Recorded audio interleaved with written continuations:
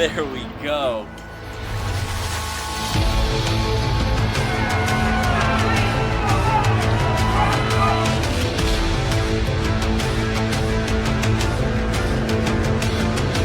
Oh my gosh, this is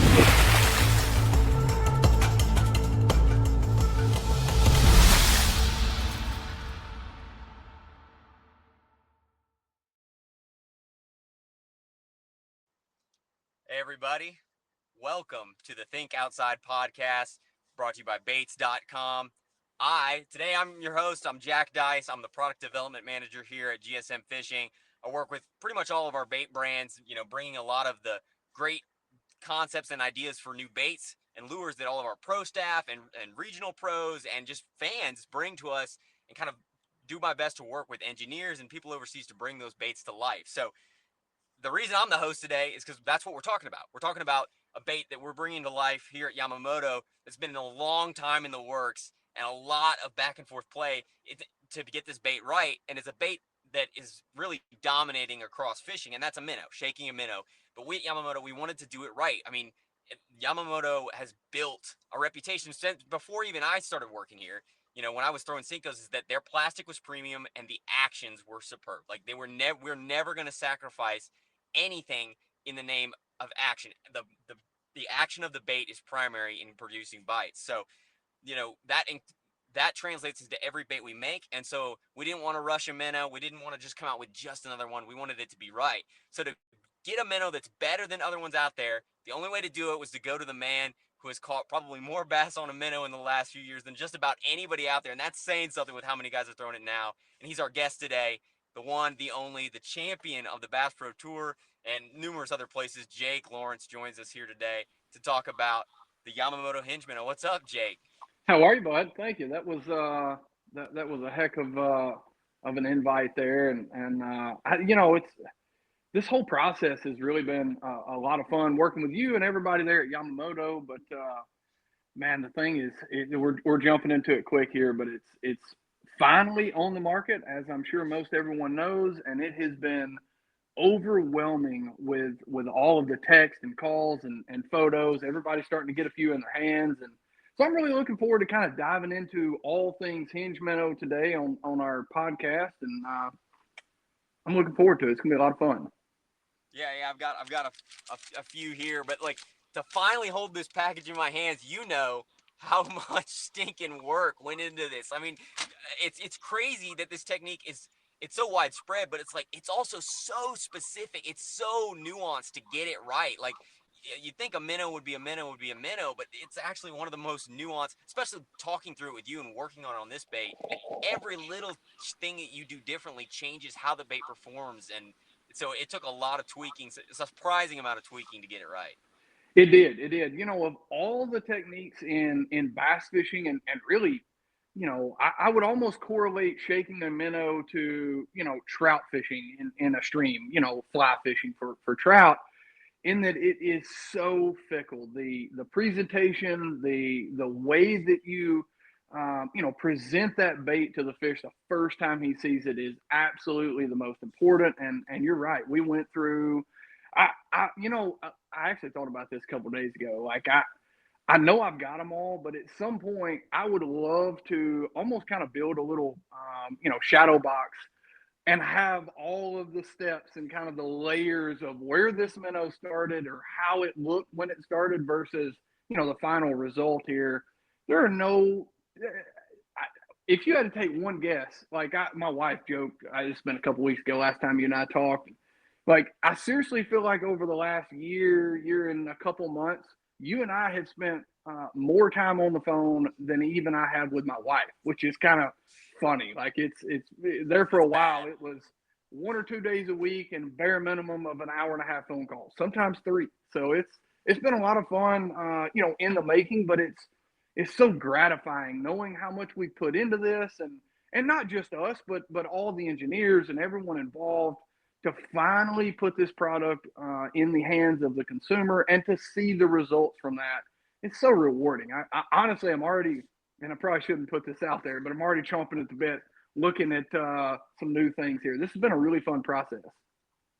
So, just for everyone's kind of background, like the way you've explained this story to me, I want to go back for everybody who doesn't know. Like you've won a ton of money in the last few years shaking a minnow, and you become incredibly proficient at it. But and you were kind of ahead of the trend on that. Like I mean, you were, which is really the name of the game, and how a lot of guys get ahead in a technique is if you figure it out before other guys do.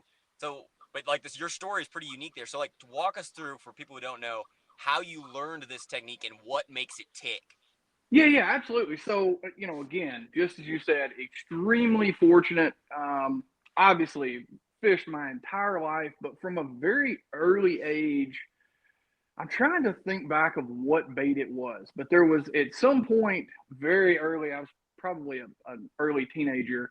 I found a new bait, and long story, but I realized how powerful a bait that a fish or a presentation even that a fish had never seen before was so much easier to catch them. And I really got hyper focused on that, very early, like mid 2000s, early 2000s, and forever and ever I hunted and I found new baits here and there, new techniques, presentations, but it was about 2019-ish, somewhere in there. I'd have to go back and look on those tournament dates. But obviously, as we all are student of the game, always watching live, any little information that I can gather, I'll do and follow.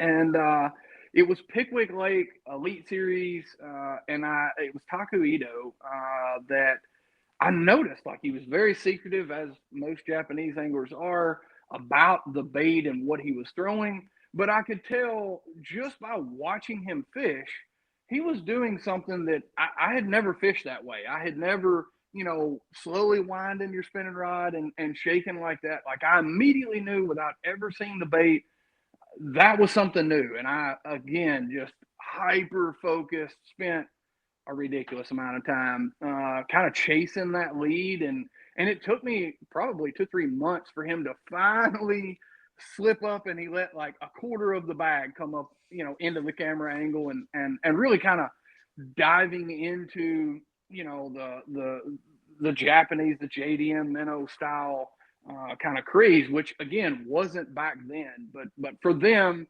and this is something that's interesting. Like, those guys are so in tune. I learned years ago, like, if you're going to find a new technique, it's probably going to be from the Japanese anglers. And so again, just kind of always looking in that direction. Saw this. Long story, I'm dragging this out, but I figured out what he was doing. He was throwing the minnow, shaking the minnow, and there was virtually nothing information wise. There was nothing out there. Like, you literally had a couple YouTube videos that were all spoken in Japanese. You just kind of had to watch. Like, I remember you and I, even when we were working on this, like, it was still fairly hard to find good information. And I'll never forget, I went to Chickamauga a week or so after getting some of these minnows, and it was the most insane thing you've ever seen. You could throw a jig in these fish and catch one. First time they saw your jig, you were going to catch one. That was it. Like, you might as well forget it. You might as well go to the next group. And I'll never forget sitting down and tying this thing on. The gentleman that was with me kind of looked at me weird. I don't know about, I don't know about this. I'm not kidding you. My bait never got to him. Like, my bait would be sinking on the screen, and the whole school starts coming up and meets the bait. And at that very moment, like, the very first bite I ever got was a 7.5, something like that. Really Wow. nice one. And I'll never forget, but it wasn't necessarily the size of that fish, just how they reacted to it that really made me understand, okay, this is what you've been looking for. This is the bait. And at that point, I don't want to say I completely consumed myself with it. Obviously, there's still other techniques, and this is not the solve all, but at the same time, I knew, we had a really good opportunity here, and I really dove in deep and really tweaked and kind of figured out most of the little nuances over the next couple of years. And again, very fortunate to keep it kind of somewhat quiet as long as we could. Got a couple, Toyota wins and some other wins with this before it's, kind of become mainstream now. And that's really where all of this, kind of spurred from. there were some things that I liked about the minnows that were on the market, and there were a lot of things that I didn't. And again, with forward facing, we're so the information is so accessible now. It was so noticeable what they liked and what they didn't, and again, there are a million minnows out there, but there are very few that really do what the bass want them to do. And so that was really both of our goals going into this was just combining our information and the what we had learned and kind of come across in the past couple of years and really combine all of that into one minnow. So really cool process. Again, couldn't be any more thankful to kind of land on the front end of this and even more happy to be able to kind of extend the shelf life of this minnow and add some presentations and things to the minnow that we didn't really have before the hinge. So let's talk about the buzzword. We've kind of, I think we should get a prize. We're like 10 minutes in. We haven't said the buzzword of rolling. The Yep, rolling action. That's the. It's really it's a fatigue term when it comes to minnows nowadays. Everyone wants it to roll, wants it to roll.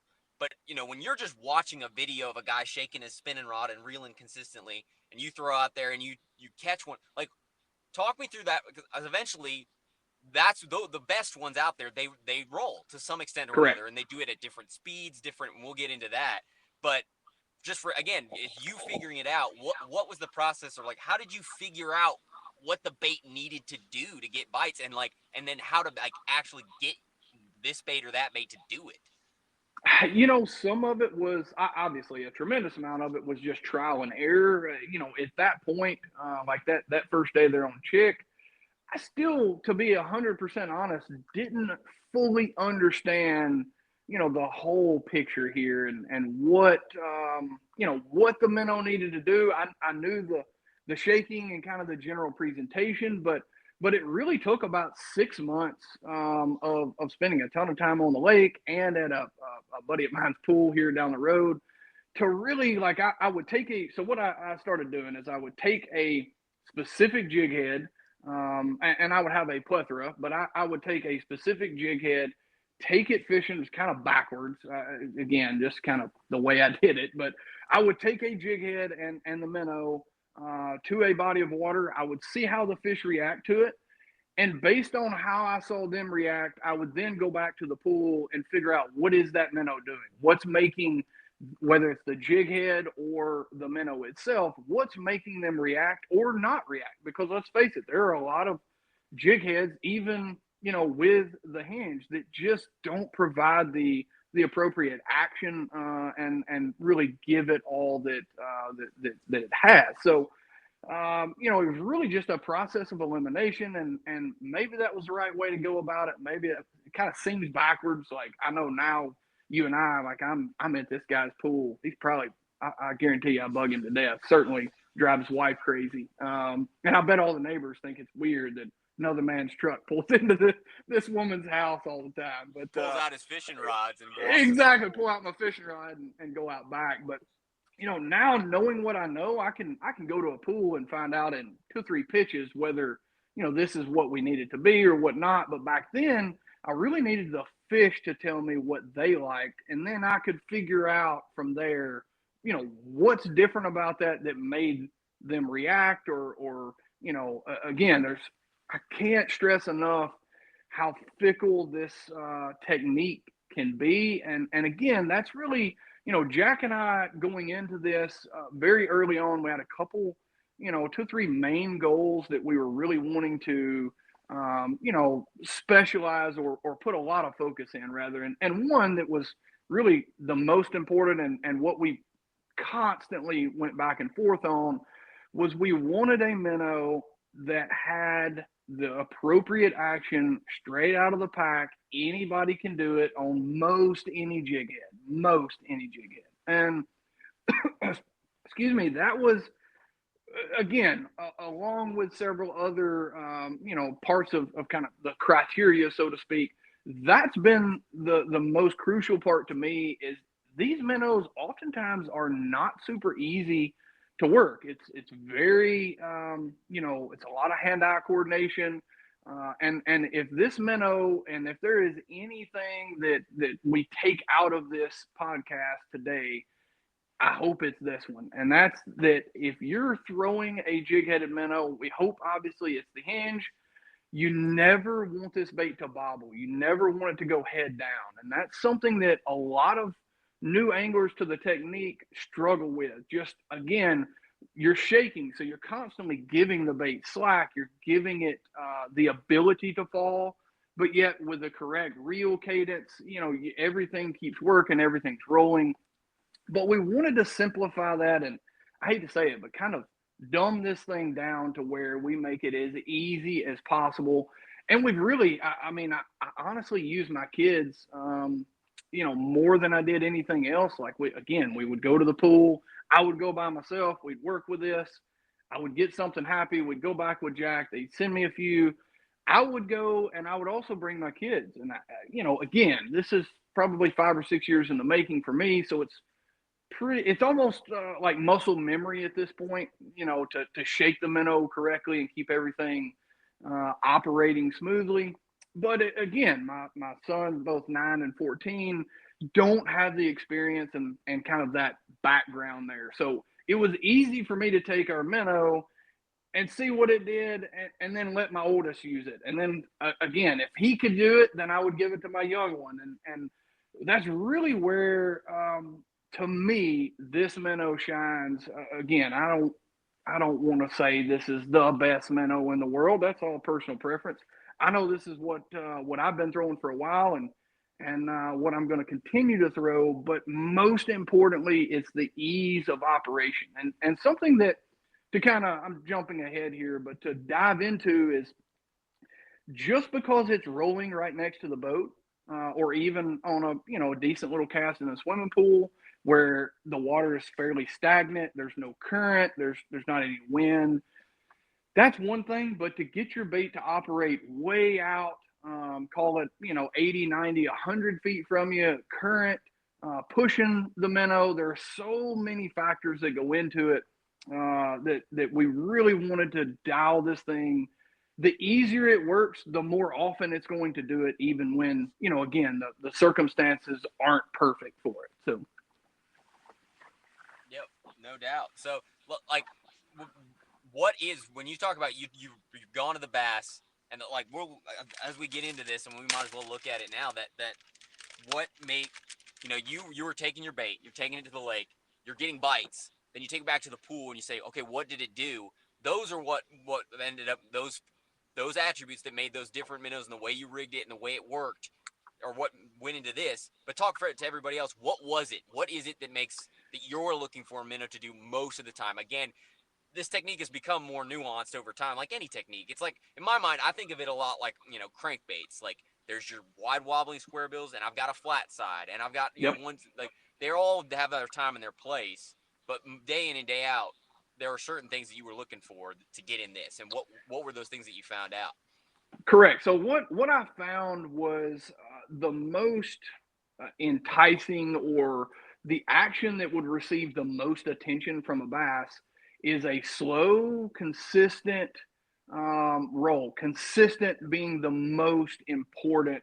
Of all techniques, this to me is one of the most interesting, in the sense that a bass will truly investigate this like the entire way as he's tracking the bait. And one miscue, one little bobble, can really totally change a fish's mind. But I wanted this to be, again, very easy to operate, but most importantly, to give it this really unique. I don't know if you can see that very well. I'm trying to figure out where my camera, but I'd never want this bait to totally invert. It's just a very consistent, call it like a half rotation, so to speak. And again, we'll get into it more, but there were certain attributes to, or certain things that most minnows didn't have, that I really saw the bass would take a liking to, and we'll kind of get into that here in a minute. But it was, again, the most consistent, even keel, rolling, per se. I hate to even say that these days, like you said, but But that is truly what I'm looking for there. And it's to any of our duck hunters out there or waterfowl hunters. I almost correlate that to a robo duck. So it's a mechanized duck with metal wings on it, black on one side, white on the other. And what that entices the duck, they can see that from a long way away. What they're seeing is not the decoy or the duck itself, but rather that flashing from black to white. And so you'll notice most of our hinges are a two-tone color, so they're going to be a darker color on top, a lighter color on bottom. And again, I don't know if I can do this, but you're wanting to get that flash. That's what you're seeing. It's just very similar to a robo duck. They're going to see black, white, black, white, black, white. And it really has this drawing power to it that is unlike a lot of other baits. It's somewhat similar to a glide bait. Once you get that rolling action, these fish will see that and come from a long way away. And again, the consistency, I've said that, but I cannot emphasize it enough. I take new people out all the time, and it's it.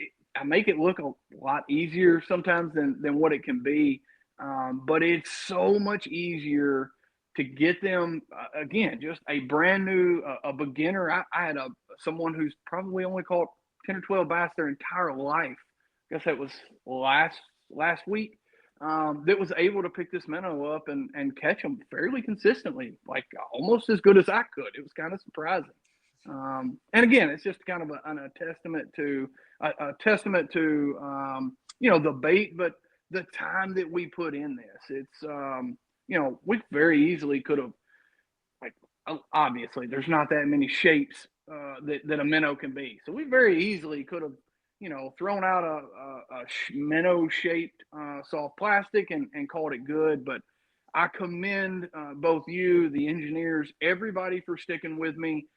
I know y'all had to get upset with me from time to time. I am super analytical with all things fishing, but really this bait. Again, I knew the opportunity that we had here, and I really wanted this thing to far exceed even what I had been throwing. Again, it was good, but there were options and things we could do there to make it better. So again, can't thank y'all enough for sticking with me on this. And I think we're going to very quickly see why we wanted to do that. So it's been a lot of fun the last couple of days. I spent a ton of time on the phone, but it's so rewarding. And I hope that you're getting some of this as well. Whether it's good friends or just heck, I've had a couple numbers. I'm not even sure who they were. Send me pictures and text and phone calls of all the fish they've been catching on it here in the last week. And it's again, that is to me the most rewarding part of this is, you and I were able to sit down and generate a concept and turn this into a real tangible item that your everyday consumer can go out and catch a bass on and enjoy the outdoors. So that's, obviously I'm all in and Jack is as well, all on the tournament side. And obviously we designed this to be a bait that, we're going to throw obviously in tournaments, but I'm most happy and excited about your weekend anglers and the success that they've had on it. If they can catch them on it, then I'm confident that we can all do it and it be a viable bait for a lot of different options. Yeah, I mean this bait. I mean, for me, I've kind of learned this technique more and more working through this project in particular. And there's something that I mean, I know like we've had several of these phone calls where like when we got it right, or you want to get that consistent rocking motion, and you put it in the water and it did it. That you just like I've never been so excited with a project when because you instantly know you're like that's it, Yep. done, that one's it. Yep.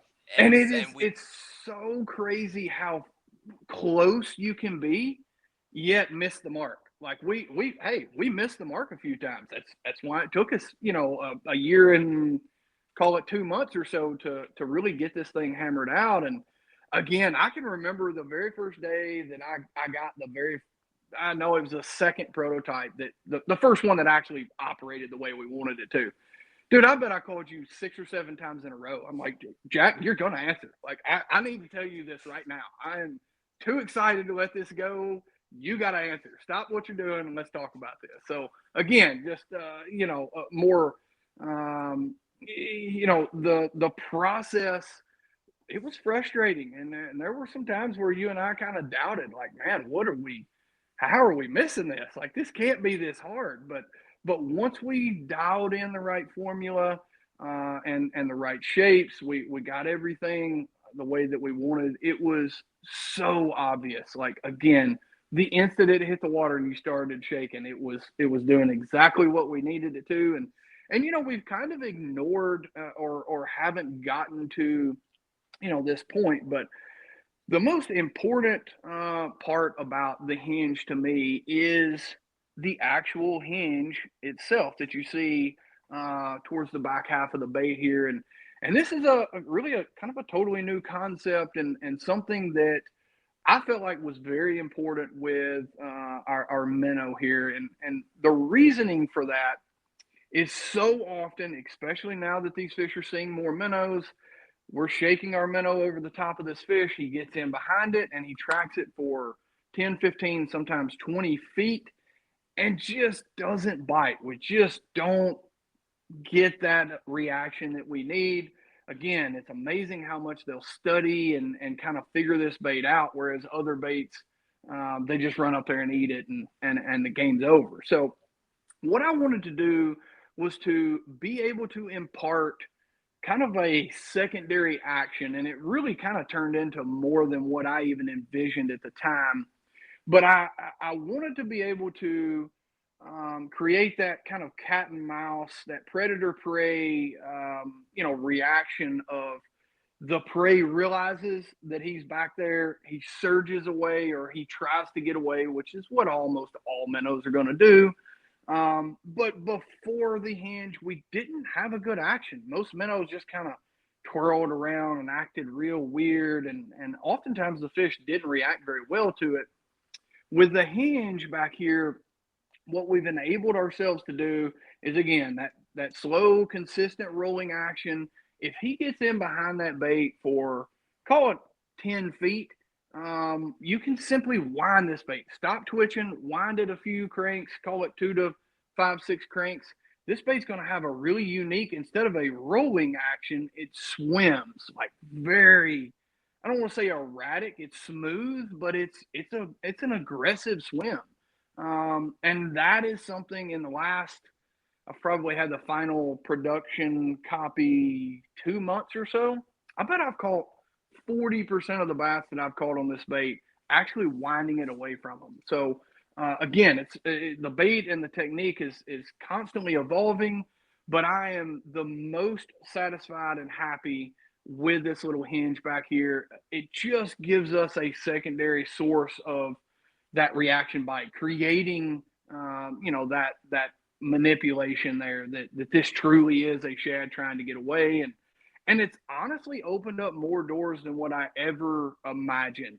This has been a great, I don't even really know what we call this rig, but I've been nose hooking the hinge, putting a little 16th ounce weight in the belly of it, and this thing swims unbelievably good on a, call it a fluke rig, but I'm nose hooking it. Maybe what we're calling that, but very unique. Again, you fish it very similar to a fluke. You can twitch it, jerk it, and give it its little, erratic darting action. But most importantly, you can just sweep this bait, very similar to like your herring style lakes, how you fish a fluke, but this has got a totally different action, and something that I really think we're going to open up new areas, new places, and ways that we can catch these fish. And the other thing is it's become a big chatterbait trailer for me. Like, even the 6 inch, the big one, that little break or hinge back there really adds a ton of action to your trailer. Like, we've all thrown fluke style, minnow style trailers from time to time, I mean, but the this one really Zaco does with have its breaks in it. it Yeah. breaks exactly, and that was something that was kind of a side effect of what you know, it was a good side effect, but it really wasn't our main goal going into this. Was to make it a, you know, a versatile bait outside of our traditional jig head and minnow. But it really has, like, this is truly become, and I've only had the final copy here for, call it, 6 8 weeks. So I'm still learning. Like, every day, it's kind of my thing now. I go out and, like, let's see how we can improve. Like, where can we go with this? Where's the limit on this? I've caught a few drop shot in it. Like, again, it's become way more versatile than just the traditional jig head minnow, but obviously very strong in that department. So yeah, let's talk about the department where it's meant to shine and walk through each attribute again. Where we started from, we started with this 6-inch size, the size that's in stock now. And if you know if you've spent any time trying to get a minnow to rock and turn, you'll notice that, like, for other anglers out there who are watching this, that the smaller sizes, it gets really difficult to get it to work, and the really big sizes, it's all about weight distribution and the balance every time you hit it. And that's part of why, that's one of the reasons that we brought the hinge into it, is that you realize that to get a bait to actually turn on its side as you're hitting it, you have so much plastic to move. It really doesn't move in a straight, the whole bait doesn't move at the same rate. And so what you have is that the back end almost acts with that hinge. It breaks. It doesn't have to turn the whole bait, just the head where it counts. So that was one of the reasons for that right there. But there were a number of other things. So we started with the 6, and that was the first point, was that you were realizing that super soft minnows in particular, that naturally that tail wants to fold over already, and other baits out there that have those joints that do that, that helps get that bait to turn easier because you have less plastic to move. It makes the balance easier.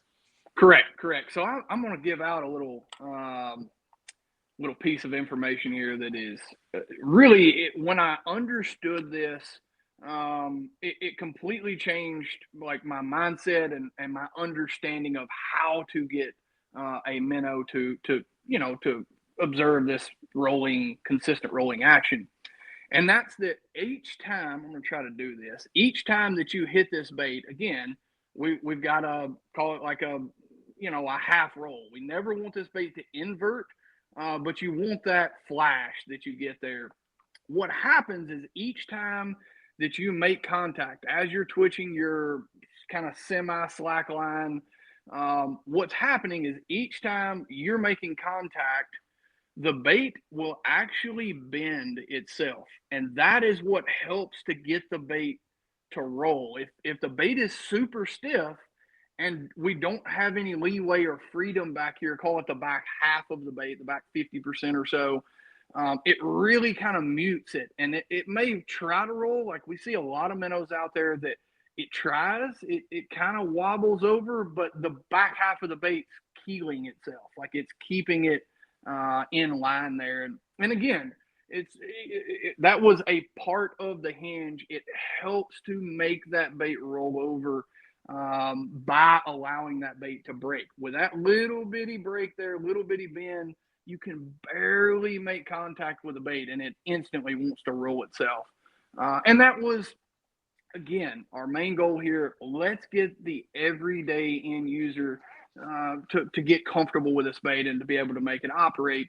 And once I realized, and again, that was long before we even had the whole hinge back here, but in fact, I was sitting literally in this seat right here talking to Jack when I called him and said, all right, I think I understand. Like, I took some video, had my son hold a camera, GoPro, and slowed that footage way down to get an understanding of what's making that bait roll. And it's also a reason that a lot of our jig heads have smaller hooks in it. Like, you'll notice a lot of, like, our wide gap style hooks. We've got a great new hook from Northland Tackle that's got both a round bend and kind of our wide gap style.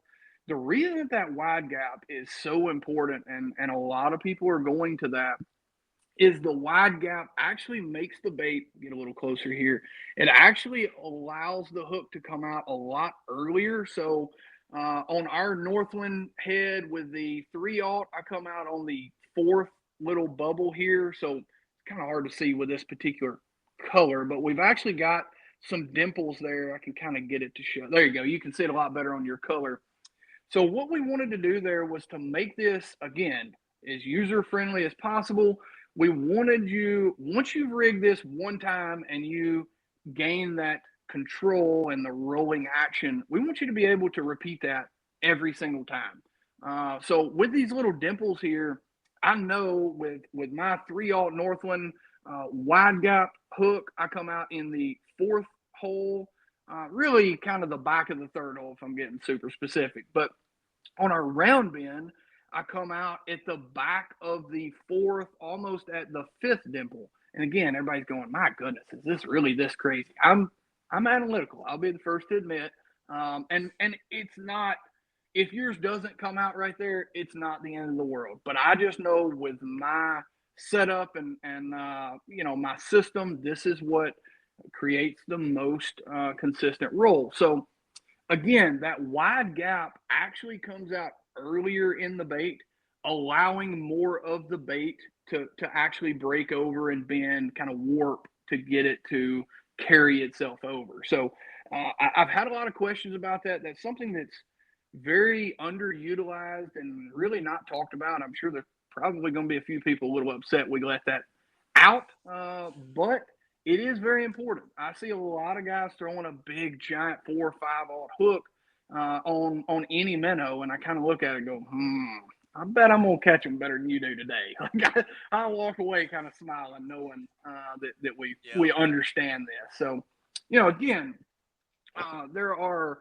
so many different attributes that all kind of go into making the minnow roll, and we have with the hinge, it is much easier than what it used to be. I will say it's not as fickle. I'm still kind of have that train of thought, and I'm still kind of going down that road and trying all kind of new things, but it truly has gotten a lot easier in the last 6 or so months with both jig heads and minnow technology kind of getting better. We're all learning more about it.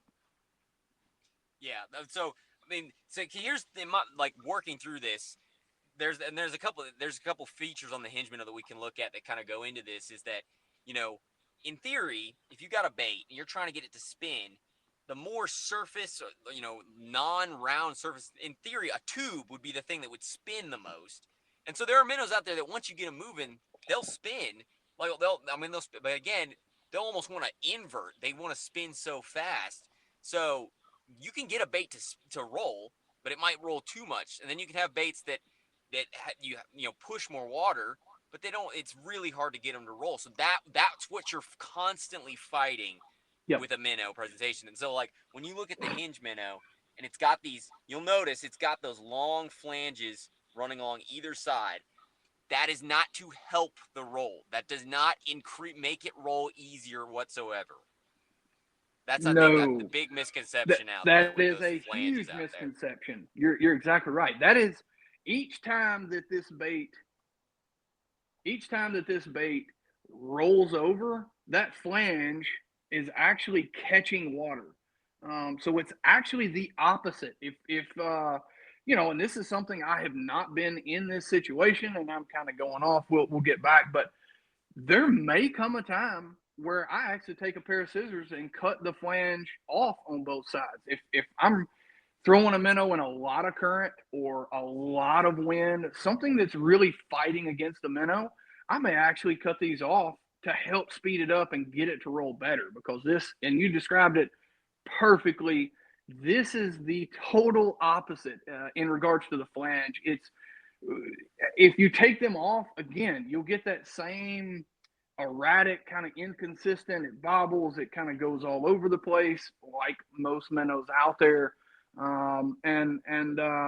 That's a huge attribute to the Hinge Minnow is our extension of that flange. We were able to um, get the shape, the dimensions, the weight distribution, the plastic all right.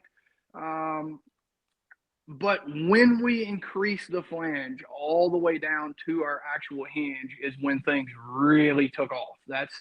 That's probably the phone call that you and I were just talking about, and what we got so excited because it was instantaneous. Like we both knew what we had been hunting for and what we were looking for, but once you saw it, you knew that was it. That's the action. That's what we're looking for, and the flange, probably even more so than the hinge itself, is what makes this minnow what it is. I mean, even if we didn't have the hinge there, I still feel like with our extended flange, slowing the bait down, but yet getting the bait to roll appropriately is the key. It's the solve all. It is the defining factor of the hinge minnow. The hinge itself really just, again, like I was talking about, just added a new side or a totally new technique that we can utilize the bait with. Yeah. So again, you can, like you said, there's times where you might cut them off. But what we saw that made us so excited is you're wanting that hinge, the density of the plastic to make it easy to roll. You want it to turn over, Yep. start its motion easy. But once it gets going, it can't outrun itself. It needs to be consistent. And that's what those flanges do. It slows it down. And in my opinion, those are also pushing water. You're actually getting movement, vibration, so to speak, as you Yep. work that bait. And that's, I think, what makes it such a powerful tool, at least for me, especially around largemouth. I feel like more Yep. so than any of the three black bass species. Correct. And another, again, this was just kind of call it what you want, but it was like an unexpected side effect of increasing the length of our flange. Is you and you just said it. You just touched on it. It's with every rotation, it's picking up or water is pushing from under it. So it's actually helping to lift the bait up. And as we all know, with a minnow, you always want your minnow above the bass. When we all got live scope, we all felt like we just wanted to drop a bait right in front of his eyes and he'd open his mouth and eat it. That is not the case at all. You really want these fish to feel like they're in the predominant place, like they're in the most advantageous place to catch this prey. Uh, and that's always going to be above a bass. Now, will he chase something to the bottom? Absolutely. We've all caught a million of them on a mini mop and a Carolina rig and all things that are on the bottom. But when we talk about a minnow, they want it above them, and they want it. Some lakes it's way above them. Some it's just slightly above. But that's a constant fight that we always had and still do to this day when fishing extremely shallow. But a lot of minnows out there are hard to keep up in the water column. You've got to go really light on your jig head, making it hard to cast. Be accurate, constantly creating wind knots. Like there are a lot of side effects, kind of negative things that come with going super light on your jig head. So again, it's just there were a few things like we were working towards, but there's probably just that many that we ended up accomplishing kind of unexpectedly, so to speak.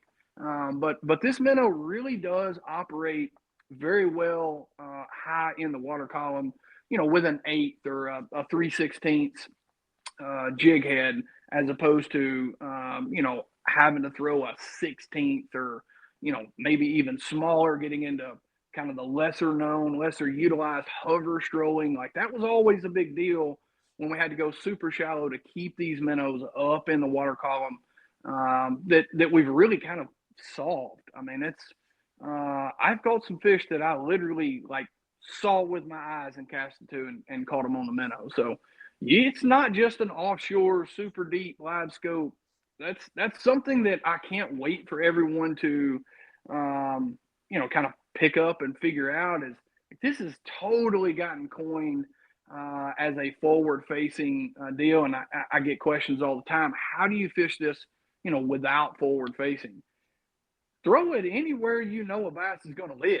Like I have caught them skipping it under docks. I've caught them, isolated cover. We have, like here on Kentucky Lake, we have a lot of crappie mats that are up in really shallow water. You can work it through those. There are a ton of places not a bait that we're going to throw in like super heavy cover, obviously with an open jig head or an open hook rather. But it is absolutely a viable bait when or even without forward facing when you're up really really shallow. So to come full circle, I think you know you've talked about it a bunch in other places, but for if this is the first time someone's trying to dig into the minnow technique, they said, okay, Jake, you've won all this money on it, and now you've come out with this minnow. Hey, this is going to work easier. If you're trying to set someone up for success, walk them through what setup, what rod, reel, line, and then how you actually rig the bait. I think that's probably the most important part. How you actually rig it, all of that. It is. I wished I'd have brought a jig head in here. I was looking around. Maybe I had one, but I don't. If you've got one in the truck, it may if you've got one I'd handy, have to you go may out and not. But grab one, but nah, don't worry about it. But we'll just explain it, and I'm sure there's going to be plenty of photos and kind of literature coming out pretty soon on this. But yeah, so the rod, the whole setup is extremely important with this. The rod probably being like outside of the bait itself, the rod's probably the most important. You've noticed a lot of guys are going to an extremely light rod, light action, like even ultra light to some degree. It's very important to have a super whippy tip, something that is not stiff at all. And the reason is with a stiffer tip, obviously there's less give there once you make contact with each twitch. And with a stiff rod, what's happening is the bait's jumping. It's darting all over. It's almost like you're making too much direct contact with the bait. What you want to do is create just enough tension to like pull all your slack, your semi slack line out, and immediately feed it back to it. And by doing that, you're giving that bait enough freedom to roll itself back over, yet enough contact to get it headed in that direction. So I've been really utilizing a Cadence 700 series, but I've got a rod in the works here that I've been throwing for a little while that I'm really really excited about. So there are to kind of dive in a little deeper. There are two ways to operate the bait. You see some guys that work the rod tip up. You see other guys that work the rod tip down or kind of to the side.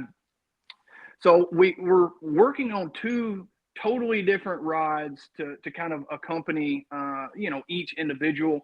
Uh, I do and utilize both. If I want to keep the bait really high in the water column or work the bait very slow, I'm going to work with my rod tip up. And this rod, don't know how much they really want me to go into, but it's a 7.6. I would call it a light. I think obviously this is going to be under the Dobbins line. They may call it a medium light, but it's a very light action rod. Yet it's got enough backbone. I probably shouldn't tell you all this, but like I've boat flipped some 4 and 5 pounders on it. It's not a true like crappie casting rod that has no backbone. It's really the last 10 inches or so of the rod tip that's it's so extra important. fast And action is really correct, what it correct, is. very very fast, like very fast, extra fast tip. But that is critical with this technique, regardless of the jig head, the line, all else you can kind of put to the wayside. As long as you've got the right rod, you're really going to give yourself a leg up in being able to kind of learn this technique. So moving past the rod again, it's the Cadence 700. If I'm working it down, I like a little shorter rod to not be so let me back up. If I'm wanting to operate slow and keep the bait really high, I want a long rod. I'm going to work it up. Again, you're creating this more vertical contact with the bait. It's going to help keep that bait up. But if it's windy, if there's a lot of current, a lot of times the wind will create this big giant bow in your line. Your bait will be over here and your line's going way out and back around. You can't really make direct contact with the bait at that point. And so I'll pick up that shorter. It's a 7 foot. I think we call it a medium light, but it's got a pretty good tip on it. And again, a lot of backbone. But I want that shorter rod to work down. Again, oftentimes it's windy when I'm doing this, so it's going to be fairly rough. That longer rod, the action of it is great, but my problem is the waves tend to roll over and like wash into my rod tip, kind of getting me off cue. So the other side of a shorter rod, and we're really starting to see the evolution of this as fish see more and more minnows. They're getting a better look at it. We've got to speed this process up. And like all other baits, you don't really want them to have too much time to look at it and investigate. And so that is when I'll also work this to the side. It could be glass calm, but if these fish really want that thing racing across them, I'll work my rod tip down and keep that angle more horizontal. So again, very important on that. Another side of it that doesn't really get talked about a ton, and everybody's kind of all over the place with this, is I really utilize a 15-pound fluorocarbon leader like almost exclusively. The only exception is when I want to get my minnow down really deep, really quick, I'll go down to 10 or maybe 12. But 15-pound fluoro is pretty standard for me. I have found that the larger the diameter of the line, obviously, the more water resistance, the more it helps hold your line up, creating a more vertical contact. I'm trying to simplify this, but hash it all out in my really confusing analytical mind. But it's helping again to get the correct contact with this bait. That's so important. But I see a lot of guys fishing it with 6 and 8 and 10. And there's really no need for that. This is a meaty bait. You're probably going to catch some good ones on it, depending on the body of water. And when that happens, I want to be able to wrestle them in, get this thing over with quick, and catch another one. So 15 is kind of standard. I'll occasionally go up to 20. But again, the rod is the most important part to this. I can't stress that enough. And again, the jig head is, I have been throwing the G-Stroll up until the Northland head came out there at ICAST. I was fortunate to get a couple of those, and I have been very, very impressed with it. It's a stout hook. It keeps a good point on it, and it's got the correct weight displacement with the jig head. In other words, it's not top heavy, but it's not excessively low with its weight distribution, which is very important. So then talk about hook sizes. I feel like that, again, you touched on it a minute ago, like wide gap versus round bend, and then what hook sizes you're traditionally using on a hinge bait.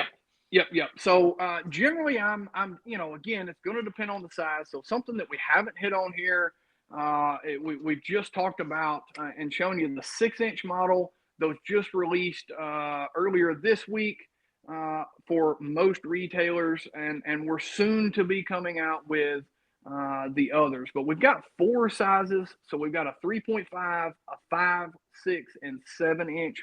Really kind of covers all of your bases, regardless of forage in your body of water. We've got a size and a profile that's going to match the hatch, so to speak.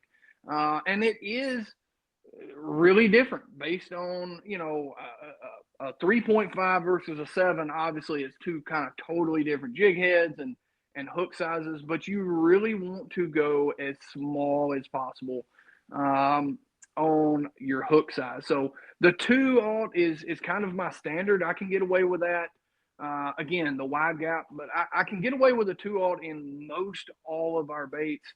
Obviously, our 7-inch, I move us up to the 3/0.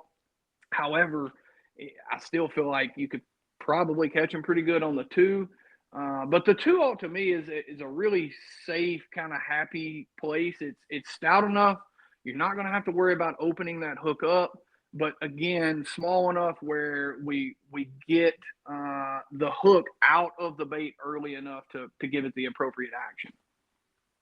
And that's with the round bend version of the hook. I'll use a 2/0 most of the time. Yeah, Or the wide correct. Yeah, yeah. I mean, I've been using it on the wide guy. I really don't go much bigger than a 2/0 on the round bend until I get to the 7 inch. Again, it's plenty of hook for the 3, 5, and the 6. Um, but I honestly, I really like that wide gap.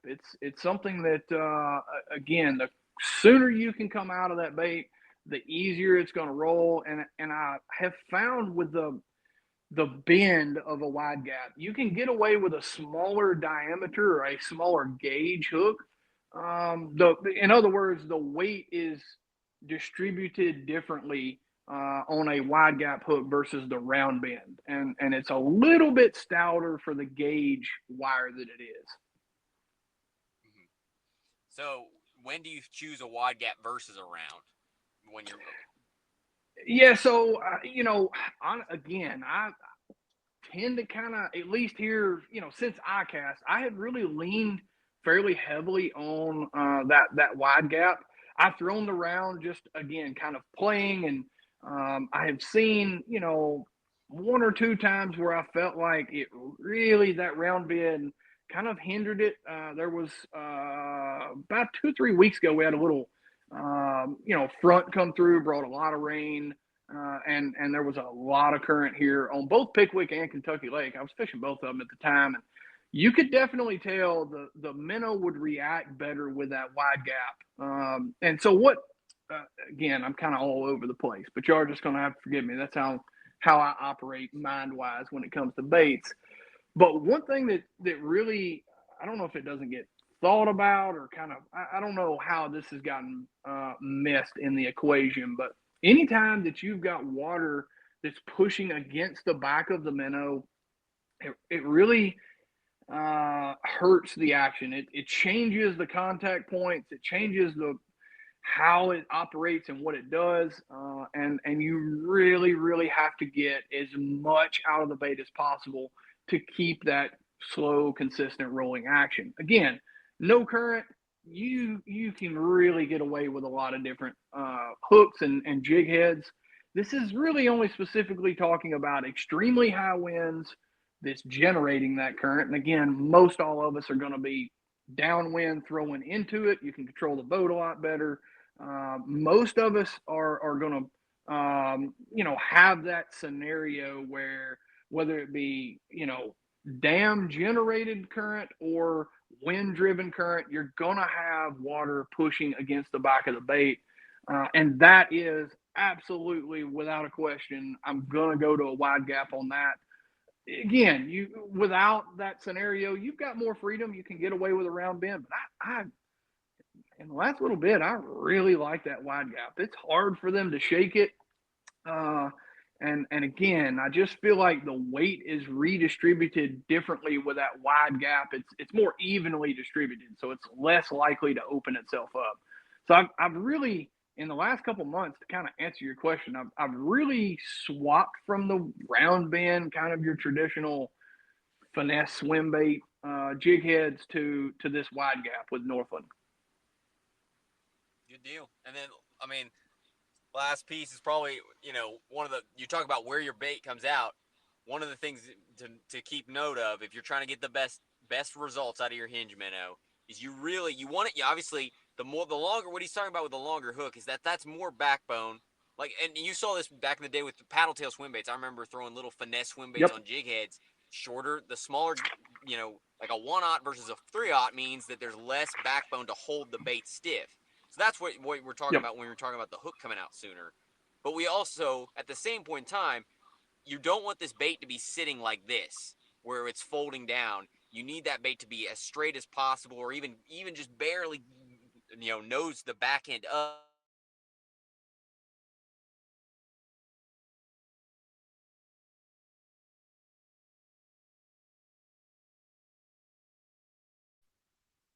I think something happened there. We both got muted for some Some reason. I something think Ricky's happened.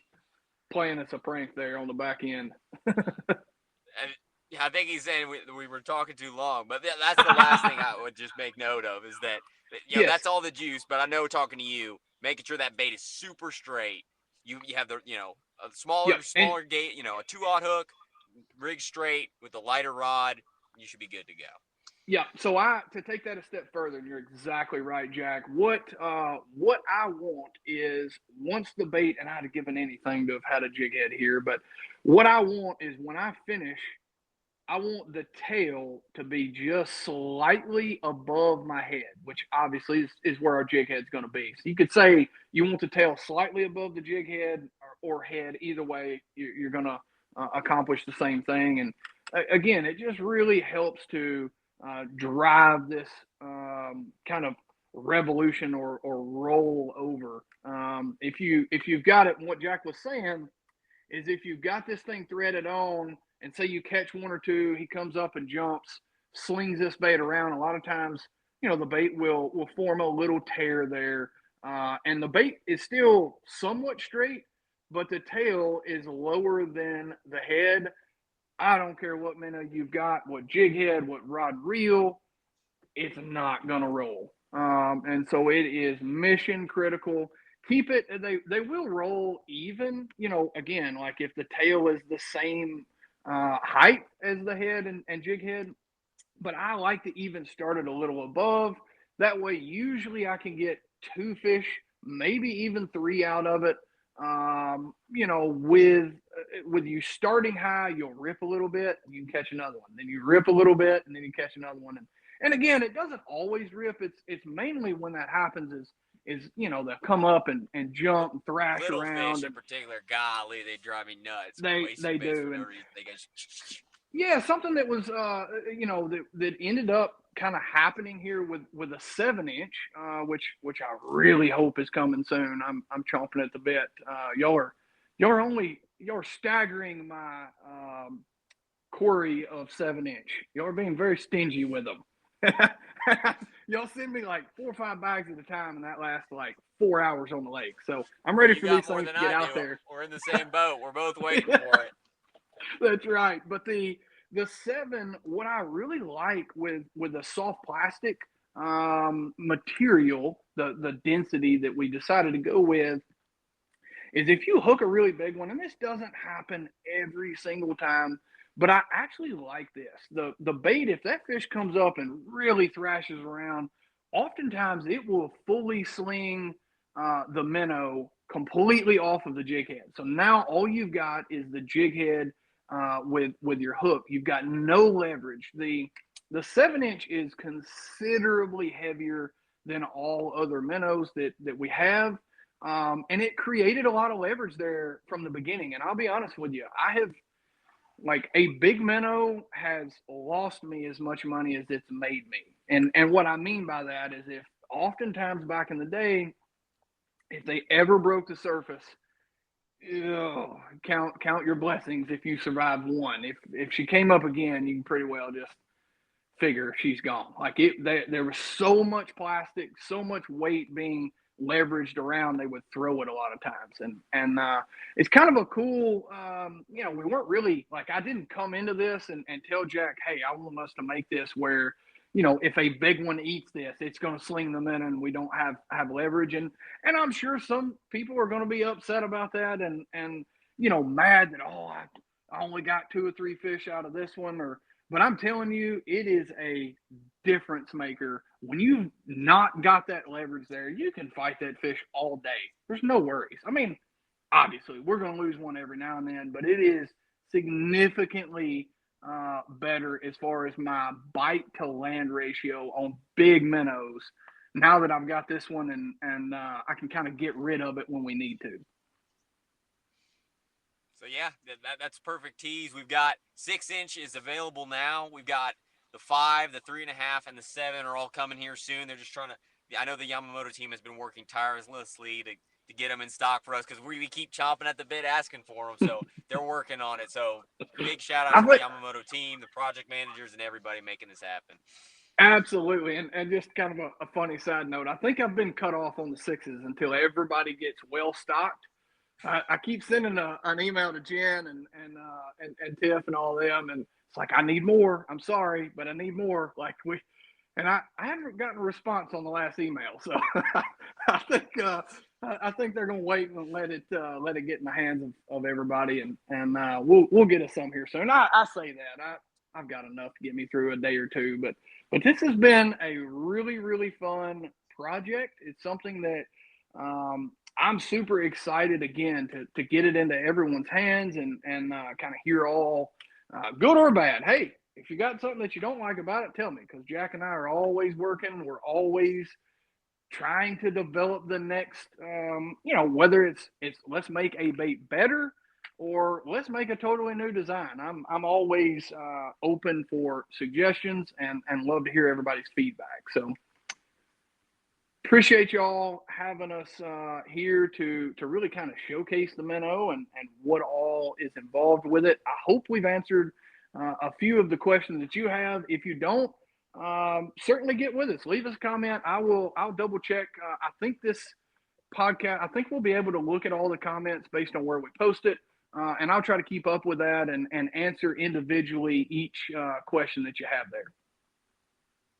Yeah, and if people got specific questions, particularly for Jake, where can they find you on social media to like comment or reach out to you? Yeah, absolutely. Obviously, all our socials, Facebook, Instagram, YouTube, it's all Jake Lawrence Fishing. Really excited to kind of step our social media game up. Look, I am a very private individual. As much as I'm out and about and all over the place, like when I get home here around the family, it's hard for me to kind of throw myself out there. But I've got a really exciting plan or theme that I've got a schedule of things that we're kind of putting together and really looking forward to kind of growing all of those platforms next year. And y'all are going to be with me through thick and thin, all of it from start to finish next year. So really looking forward to that. And I'm ready to go catch me a few more on this Hinge. I believe I'm going to go out this afternoon and poke around, see what I can catch. That sounds like a plan. Well, thank you guys, everyone, for listening along to the Think Outside podcast, and we will catch you next time. Oh, there we go.